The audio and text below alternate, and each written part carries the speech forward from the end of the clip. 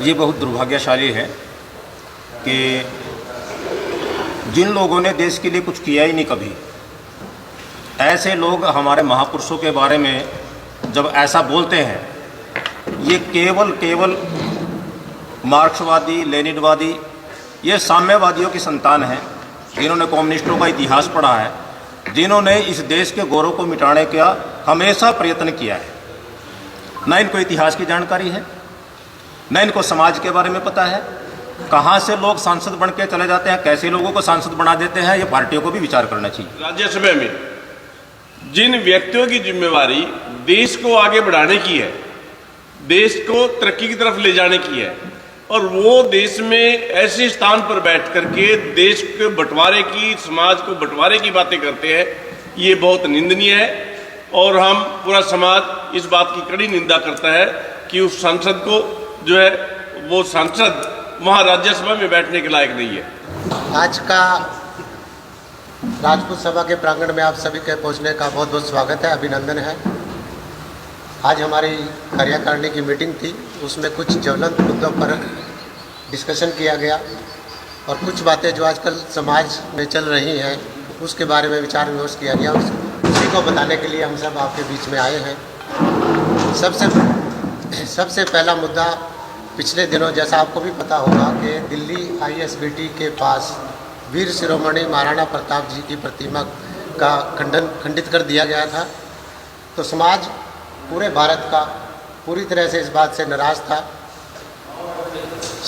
सर्व समाज, क्योंकि महाराणा प्रताप सिर्फ राजपूत समाज के नहीं हैं, वो पूरे समाज के हैं। उन्होंने अपने लिए नहीं, अपनी जाति के लिए नहीं, पूरे राष्ट्र के लिए लड़ाइयाँ लड़ी। 30-35 साल सारे समाज को साथ लेकर के, चाहे उसमें आम नागरिक हो, किसान हो, भील हो, ब्राह्मण हो, वैश्य हो, और इवन आप सबको पता होगा कि उनके सेनापति मुस्लिम थे, हकीम खान सूरी, ताजे खान।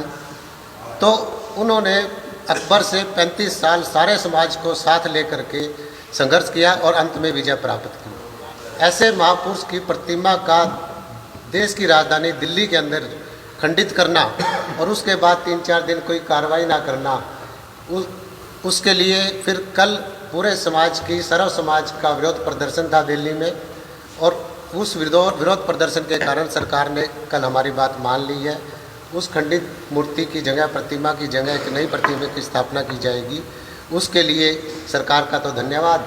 लेकिन अब आप सोच सकते हो कि दिल्ली जैसी राष्ट्रीय राजधानी के ISBT के पास अगर कोई प्रतिमा खंडित हो सकती है तो कहीं भी खंडित हो सकती है। ऐसी बात, ऐसे वाक़या दोबारा ना हो, ऐसी घटना दोबारा ना हो, इसके लिए हम सरकार से मांग करते हैं कि ऐसी घटना की पुनरावृत्ति ना हो, इसका ध्यान रखा जाए और जिसने भी ये कार्य किया है उसको सख्त से सख्त सजा दी जाए। दूसरा मुद्दा बहुत ही बड़ा मुद्दा है, आप सबने सुना होगा। पिछले दिनों लोकतंत्र के हाईएस्ट मंदिर, हाईएस्ट संस्था राज्यसभा, लोकसभा से भी ऊपर होती है राज्यसभा, आप सब लोग जानते हैं। राज्यसभा में एजुकेशन से रिलेटेड लोग, प्रोफेशनल लोग, संवेदनशील लोग, हर फील्ड के एक्सपर्ट लोग बैठते हैं। वो इसलिए उनको चुना जाता है ताकि देश की डेवलपमेंट में वो अपना योगदान दे सके।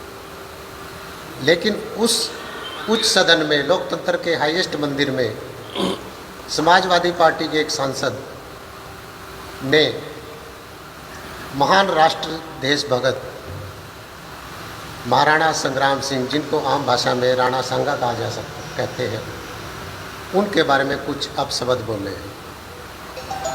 ऐसे व्यक्तित्व के बारे में जिन्होंने अपने जीवन में 100 युद्ध लड़े और 100 के 100 जीते, लड़ाइयाँ लड़ते हुए उनके शरीर पर 80 घाव हुए, उनके बारे में कहा जाता है कि 80 घाव थे तन पे, फिर भी नहीं थी कोई व्यथा मन में। ऐसे व्यक्तित्व के बारे में जिनके परिवारों ने, जिनके खानदान ने, जिनकी परिवारों की श्रृंखला में क्षत्राणियों ने जोहर किया हो, जिनके राजाओं ने सर्वोच्च बलिदान दिया हो, जिसको शाका कहते हैं। शाका में आदमी लड़ने के लिए जाते थे, या तो जीत के आते थे या मर के वीरगति को प्राप्त होते थे, वो हार के कभी वापस नहीं आते थे, इसको शाका कहा जाता है। तो जिनके परिवारों ने साके किए हों, जिनकी सत्रियाणियों ने जौहर किए हों और जिन्होंने पूरा सर्वोच्च बलिदान दिया हो, उनके बारे में उनको गलत शब्द कहना, उनको अपशब्द कहना, और वो भी राज्यसभा में आम व्यक्ति आम जगह पे बोल दे फिर भी सोचा जा सकता है। एक राज्यसभा का सदस्य राज्यसभा में बोल रहा है और अपशब्द बोल रहा है एक ऐसे व्यक्तित्व के बारे में जिसको सर्व समाज अपना देवता मानते हैं। बहुत ही घोर निंदनीय है, अपमानजनक है। इससे भी बड़ी बात, सदन में अगर छोटी सी बात पे आप लोगों ने भी देखा होगा, हमारे संसद भाई संसद सदस्य माइक तोड़ देते हैं, कुर्सियाँ उछालते हैं, हाथापाई करते हैं, लेकिन इतने बड़े मुद्दे पे किसी ने कोई विरोध ही नहीं किया, चाहे कोई पक्ष हो चाहे विपक्ष हो। मीडिया में तो कोई नहीं आ रहा, किसी ने अकेले में विरोध कर दिया तो पता। ये बड़ी दुखद बात है, निंदनीय बात है, इसमें सर्व समाज को बहुत झटका लगा है। और इसके साथ साथ एक बात और कही थी सांसद ने राज्यसभा में, महाराणा संग्राम सिंह का जिक्र करते हुए, कि उन्होंने इब्राहिम लोदी को हराने, महाराणा सांगा ने इब्राहिम लोदी को हराने के लिए बाबर को भारत में बुलाया। सतीश चंद्रा जी की एक बुक है, जो इतिहासकार हुए हैं सतीश चंद्रा जी, उनकी एक बुक है medieval India from Sultan to Mughal. उसमें उन्होंने क्लियर लिखा हुआ है कि महाराणा सांगा ने इब्राहिम लोदी को दिल्ली, मालवा और गुजरात के क्षेत्रों में 12 बार हराया और बुरी तरह से हराया।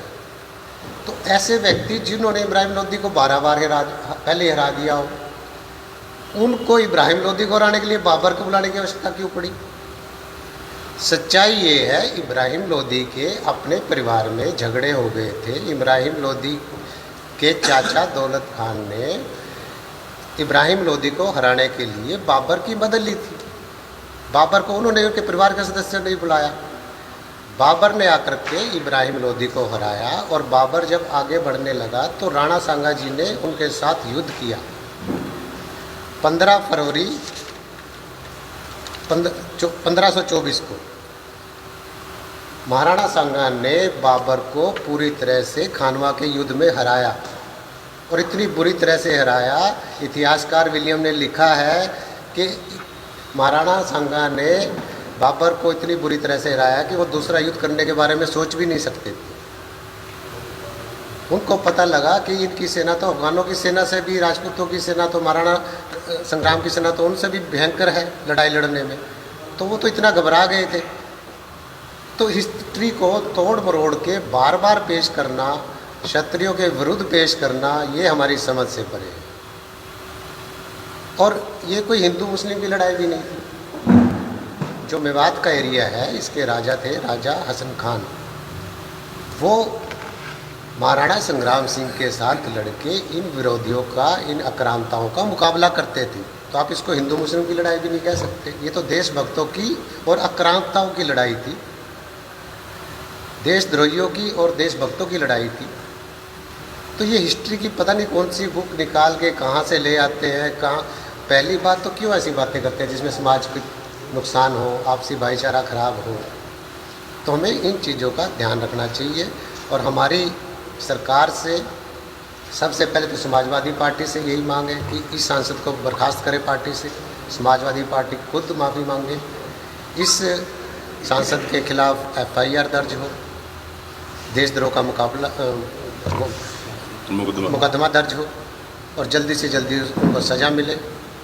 और सरकार से हम यही मांग करेंगे कि कहीं रिमोट एरिया में तो सोचा जा सकता है, लेकिन सदन में अगर ऐसी बातें होंगी तो कैसे फिर समाज को एकजुटता का संदेश देगी सरकार भी? कैसे समाज एक रहेंगे?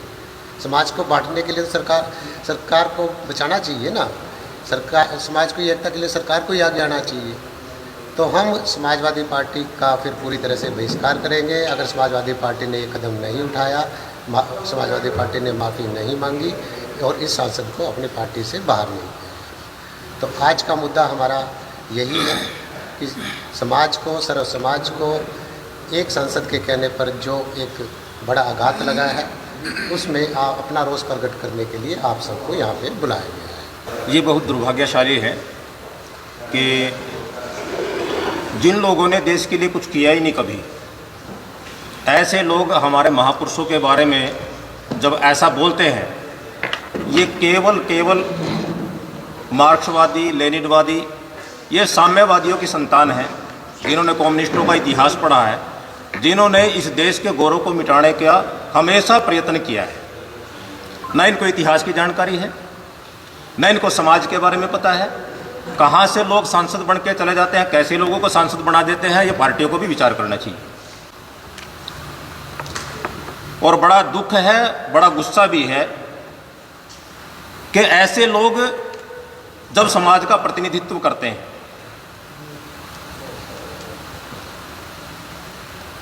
ये तो अच्छी बात है कि उत्तर प्रदेश के लोगों ने अभी तो कुछ किया नहीं, और उत्तर प्रदेश के लोग हैं ना, इस जो कुकृत्य है इस सांसद ने किया है,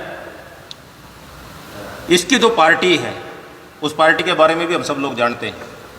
क्योंकि इन लोगों को, जिन लोगों ने इस देश का अपमान किया, इस समाज का, इस संस्कृति का अपमान किया, उन लोगों के तलवे चाटने की आदत है। इस देश के गौरवशाली इतिहास को ये लोग जानते ही नहीं। महाराणा सांगा के बारे में इनको कुछ भी नहीं पता, लेकिन बोल देते हैं।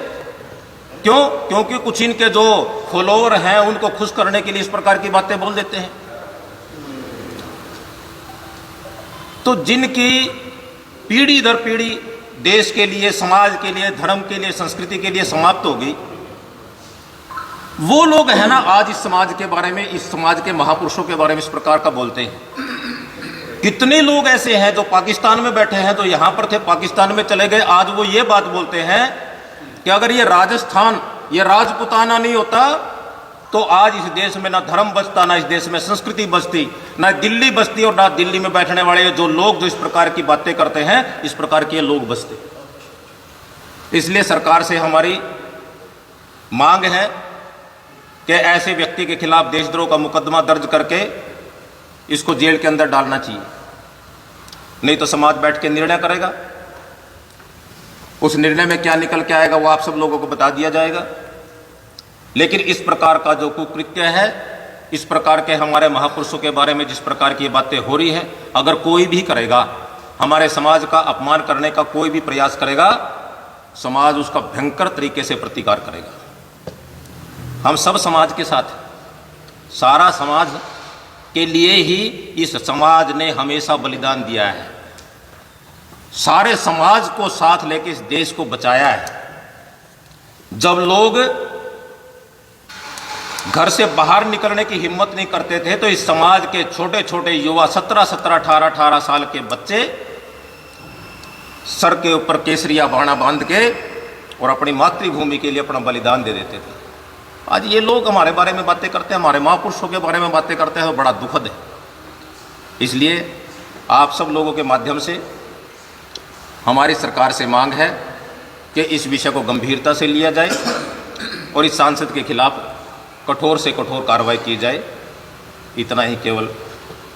आज की प्रेस वार्ता में आप सभी पत्रकार बंधुओं का जो है स्वागत है।